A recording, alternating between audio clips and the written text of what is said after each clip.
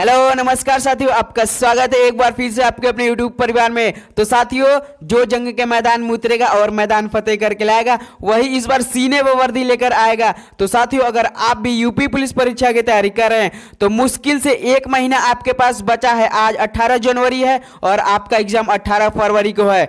तो साथियों, आज इस क्लास में हम देखने वाले हैं आपके यूपी पुलिस परीक्षा के लिए जीके के मोस्ट इंपॉर्टेंट सवाल। तो साथियों, अगर इस बार पूरे 76 नंबर आपको लाना है सामान्य ज्ञान में तो आपको काफी अच्छी तरीके से तैयारी करनी होगी। समझ सकते हैं आप, एक सवाल 2 नंबर का होने वाला है। 38 सवाल पूरा आ रहा है आपके यूपी पुलिस परीक्षा में। उन 5 सालों से ऐसे ऐसे विद्यार्थी अपने आप को तैयार कर चुके हैं केवल सीने में वर्दी लेने के लिए। समझ सकते हैं 2019 के बाद इतनी बड़ी वैकेंसी 2024 में आई, तो 5 सालों से लगे हुए हैं केवल यूपी पुलिस परीक्षा अपने सीने पे कंधों पर 3 स्टारों के लिए। तो साथियों, चलिए इसी के मोटिवेशन के साथ आज का प्रश्न पहला देखते हैं और मिलकर तैयारी करेंगे तो काफी अच्छी से तैयारी हो सकती है। देखिए, प्रश्न पहला दिया है, संविधान सभा का प्रथम अधिवेशन किसकी अध्यक्षता में संपन्न हुआ।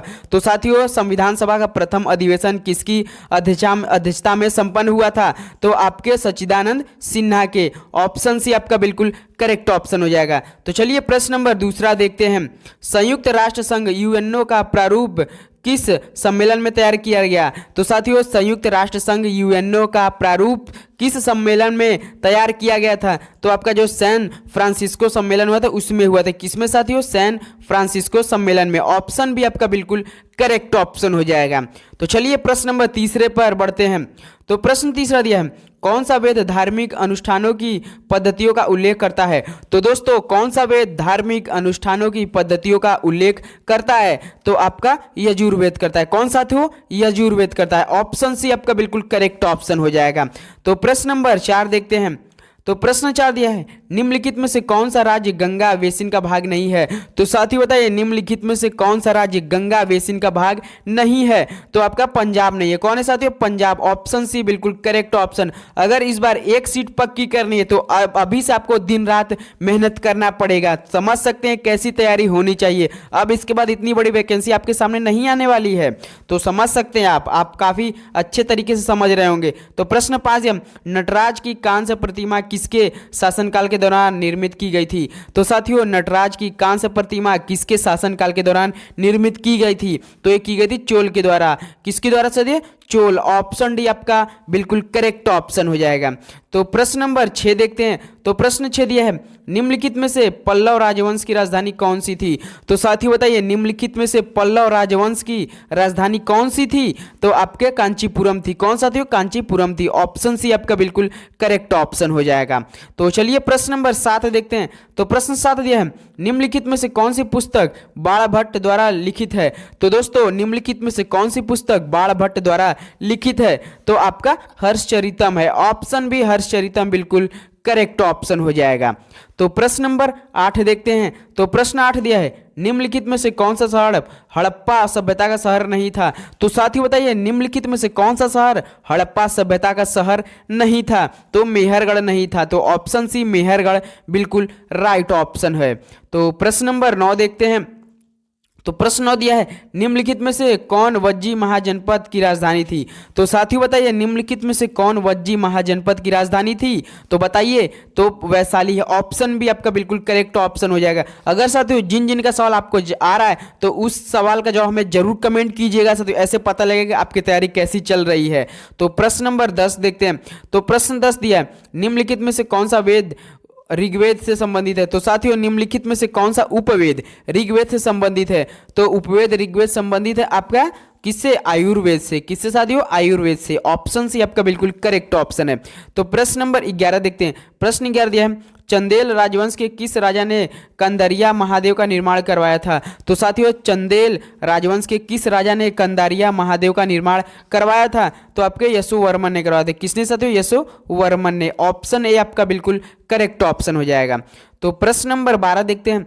तो प्रश्न 12 दिया है, निम्नलिखित में से कौन सा प्राचीन भारत में इलंगो द्वारा रचित एक प्रसिद्ध तमिल महाकाव्य है। तो दोस्तों, निम्नलिखित में से कौन सा प्राचीन भारत में इलंगो द्वारा रचित एक प्रसिद्ध तमिल महाकाव्य है। तो आपका सिलप्पा दिकारम है। कौन है साथियों? सिलप्पा दिकारम है। ऑप्शन ए आपका बिल्कुल करेक्ट ऑप्शन हो जाएगा। तो प्रश्न नंबर 13 देखते हैं। तो प्रश्न 13 दिया है, अश्वघोष निम्न में से किस राजा के दरबारी कवि थे? तो साथियों अश्वघोष निम्न में से किस राजा के दरबारी कवि थे?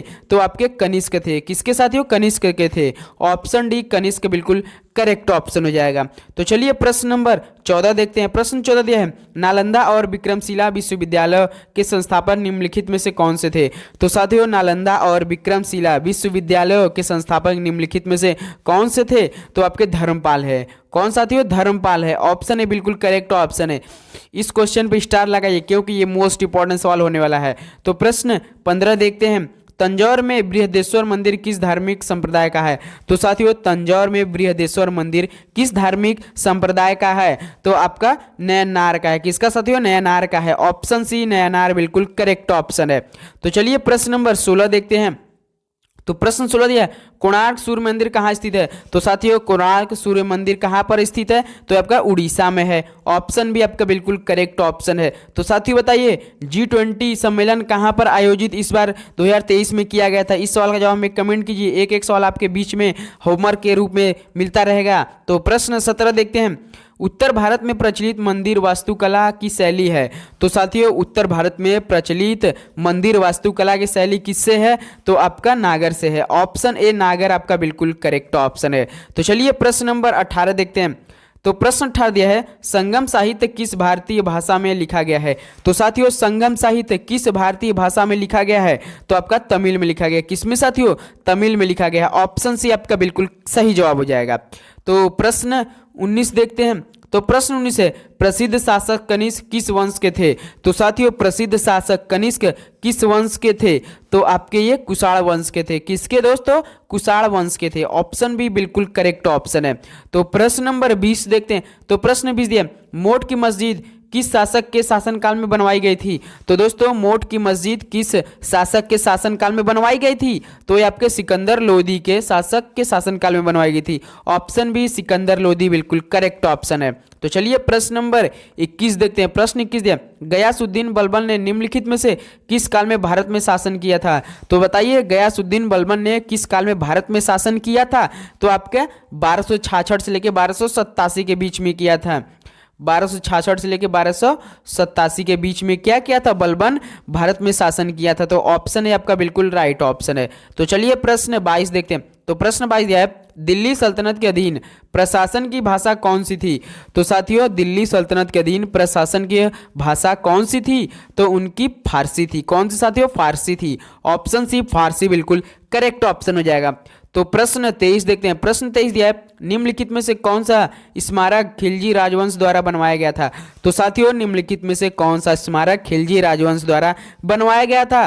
तो आपका अलाई दरवाजा बनवाया गया था। कौन साथियों? अलाई दरवाजा। तो ऑप्शन सी अलाई दरवाजा बिल्कुल करेक्ट ऑप्शन हो जाएगा। तो प्रश्न 24 देखते हैं, लोदी वंश की नींव निम्नलिखित में से किसके द्वारा रखी गई थी? तो साथियों लोदी वंश की नींव निम्नलिखित में से किस के द्वारा रखी गई थी?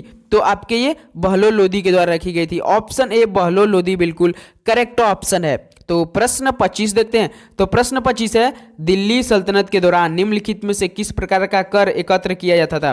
तो साथियों दिल्ली सल्तनत के दौरान निम्नलिखित में से किस प्रकार का कर एकत्र किया जाता था? तो बता सकते हैं खराज कर एकत्र किया जाता है। कैसा कर साथियों? खराज कर। ऑप्शन है ये बिल्कुल करेक्ट ऑप्शन है। तो प्रश्न 26 देखते हैं। प्रश्न 26 दिया है, कुव्वत उल इस्लाम मस्जिद कहाँ स्थित है? तो दोस्तों कुव्वत उल इस्लाम मस्जिद कहाँ पर स्थित है? तो आपका ये दिल्ली में है। कहाँ है? दिल्ली में है। ऑप्शन भी दिल्ली बिल्कुल करेक्ट ऑप्शन है। तो प्रश्न 27 देखते हैं। प्रश्न 27 है, सुल्तान रजिया के पिता कौन थे? तो बताइए सुल्तान रजिया के पिता कौन थे? उनका नाम क्या था? तो उनका नाम इल्तुतमिश था। क्या नाम था साथियों? इल्तुतमिश था। ऑप्शन सी आपका बिल्कुल करेक्ट ऑप्शन है। तो चलिए प्रश्न 28 देखते हैं। प्रश्न 28 है, किस दिल्ली सुल्तान ने कठोर नीति अपनाई? तो दोस्तों किस दिल्ली सुल्तान ने कठोर नीति अपनाई थी? तो बताइए किसने अपनाई थी? तो बलबन ने क्या की थी? जो दिल्ली सुल्तान था उसने कठोर नीति अपना ली थी। तो ऑप्शन भी आपका बिल्कुल बलबन बिल्कुल करेक्ट ऑप्शन है। तो चलिए प्रश्न 29 देखते हैं। प्रश्न 29 है, सूफी परंपरा के संदर्भ में खानका शब्द का अर्थ है? तो साथियों सूफी परंपरा के संदर्भ में खानका शब्द का अर्थ क्या है? तो आपका सराया धर्मशाला है। क्या साथियों? सराया धर्मशाला। ऑप्शन सी आपका बिल्कुल करेक्ट ऑप्शन है। तो चलिए प्रश्न 30 देखते हैं। प्रश्न 30 दिया है, कृष्णदेव राय जिन्होंने 1509 से 1529 तक विजयनगर पर शासन किया, किस राजवंश से संबंधित है? तो साथियों कृष्णदेवराय, जिन्होंने 1509 से 1529 तक विजयनगर पर शासन किया था, कि वो किस राजवंश से संबंधित थे? तो वो आपके तुलु राजवंश से। किसे था? तुलु राजवंश से। ऑप्शन है तुलु राजवंश बिल्कुल करेक्ट ऑप्शन है। तो चलिए प्रश्न 31 देखते हैं। प्रश्न 31 है, दक्षिण भारतीय वंश विजयनगर साम्राज्य किस राजा द्वारा स्थापित किया गया था? तो साथियों दक्षिण भारतीय वंश विजयनगर साम्राज्य किस राजा द्वारा स्थापित किया गया था? तो आपके हरिहर के द्वारा। किसके द्वारा साथियों? हरिहर के द्वारा। ऑप्शन भी आपका बिल्कुल राइट ऑप्शन है। तो प्रश्न नंबर 32 देखते हैं। में बाबर ने पानीपत में इब्राहिम लोदी को हराया। तो बताइए किस वर्ष में बाबर ने पानीपत में इब्राहिम लोदी को हराया था? तो साथियों यह हराया था 1526 में। ऑप्शन दिया है डी। ऑप्शन आपका डी बिल्कुल करेक्ट ऑप्शन है। तो प्रश्न 33 देखते हैं। तो प्रश्न 33 दिया है, शेर खान ने में चौसा में हुमायूं को हराया था। तो बताइए शेर खान ने किस वर्ष में चौसा में हुमायूं को हराया था? तो आपके ये 1539 में हराया था। कब साथियों? 1539 में हराया था। ऑप्शन डी आपका बिल्कुल करेक्ट ऑप्शन है। तो चलिए प्रश्न नंबर 34 देखते हैं। प्रश्न 34 दिया, दिल्ली में लाल किले का निर्माण निम्नलिखित में से किसने कराया था? तो दोस्तों बताइए दिल्ली में लाल किले का निर्माण निम्नलिखित में से किसने करवाया था? ऑप्शन आपके सामने है। इस सवाल का जवाब भी आपके लिए होमवर्क, और इस सवाल का जवाब जरूर हमें कमेंट करेंगे, क्योंकि ये काफी इजी सवाल है। मोस्ट इंपॉर्टेंट भी सवाल आपके परीक्षा के लिए है साथियों। ऐसे इजी सवाल आपके यूपी पुलिस परीक्षा में सीधे आते हैं, तो आप जरूर से बताइएगा, खोज कर सर्च करके हमें जरूर कमेंट कीजिएगा। तो प्रश्न 35 देखते हैं। प्रश्न 35 दिया, बेगम नूरजहां का विवाह पूर्व नाम क्या था? तो साथियों बेगम नूरजहां का विवाह पूर्व नाम क्या था? उनका विवाह से पहले क्या नाम था? तो उनका नाम था मेहर उन निसा। क्या साथियों? मेहर उन निसा नाम था। ऑप्शन बी मेहर उन निसा बिल्कुल करेक्ट ऑप्शन है। तो प्रश्न 36 देखते हैं। तो प्रश्न 36 दिया, निम्नलिखित में से अंतिम मुगल सम्राट कौन था? तो साथियों निम्नलिखित में से अंतिम मुगल सम्राट कौन था? तो आपका बहादुर शाह द्वितीय था। कौन सा था थियो? आपका बहादुर शाह द्वितीय था। जफर नहीं, बहादुर शाह द्वितीय था। बहादुर शाह द्वितीय जो कि अंतिम मुगल सम्राट था आपका बहादुर शाह द्वितीय। याद रखिएगा, ऑप्शन डी आपका बिल्कुल करेक्ट ऑप्शन है। तो चलिए प्रश्न नंबर 37 देखते हैं। प्रश्न 37 दिया है, राज्य अधिकार के लिए मुगलों ने किस विरासत का अनुसरण किया? तो साथियों राज्य अधिकार के लिए मुगलों ने किस विरासत का अनुसरण किया था? तो उन लोगों ने जो सहदायिक विरासत है ना, उनका अनुसरण किया था। किसका सही है? सहदायिक विरासत का। ऑप्शन बी आपका बिल्कुल करेक्ट ऑप्शन है। तो चलिए प्रश्न नंबर 38 देखते हैं। प्रश्न 38 है, अकबर के दरबार के 9 रत्नों में शामिल महेश दास निम्न में से किस नाम से लोकप्रिय थे? तो साथियों अकबर के दरबार के 9 रत्नों में शामिल महेश दास निम्न में से किस नाम से लोकप्रिय थे? तो आपके बीरबल के नाम से प्रसिद्ध थे। ऑप्शन ए बीरबल, आप तो सुने ही नाम होंगे। ऑप्शन है आपका बिल्कुल करेक्ट ऑप्शन है, जो कि अकबर के दरबार के 9 रत्नों में शामिल थे। याद रखिए महेश दास थे उनका नाम पहले। तो प्रश्न 39 देखते हैं। प्रश्न 39 है, निम्नलिखित में से कौन इब्राहिम लोदी को पराजित करने के बाद पहला मुगल सम्राट बना? तो दोस्तों निम्नलिखित में से कौन इब्राहिम लोदी को पराजित करने के बाद पहला मुगल सम्राट बना था? तो बाबर ने। ऑप्शन डी बाबर आपका बिल्कुल करेक्ट ऑप्शन है। बाबर याद रखिए। तो चलिए प्रश्न नंबर 40 देखते हैं। दारा शिकोह के पिता का नाम क्या था? तो साथियों दारा शिकोह के पिता का नाम क्या था? तो शाहजहां था। क्या साथियों? शाहजहां था। ऑप्शन सी बिल्कुल करेक्ट ऑप्शन है। तो ऑप्शन सी दारा शाहजहां बिल्कुल करेक्ट ऑप्शन है। तो दोस्तों आज के लिए बस इतना। चैनल पर नया तो जरूर सब्सक्राइब कीजिए, क्योंकि हर एक दिन आपका यूपी पुलिस परीक्षा के लिए यूपी जीके का आप जरूर याद कीजिए, क्योंकि हमारे चैनल पे अपलोड किया जाए। आपके परीक्षा में 10 से 15 सवाल आने वाले हैं। जब भी वीडियो अपलोड होगा आपके पास तुरंत नोटिफिकेशन जाएगा। सब्सक्राइब करके बेल नोटिफिकेशन जरूर ऑन कीजिएगा। तो दोस्तों आज के लिए बस इतना। मिलते हैं अगली वीडियो में, तब तक के लिए जय हिंद, जय भारत, धन्यवाद।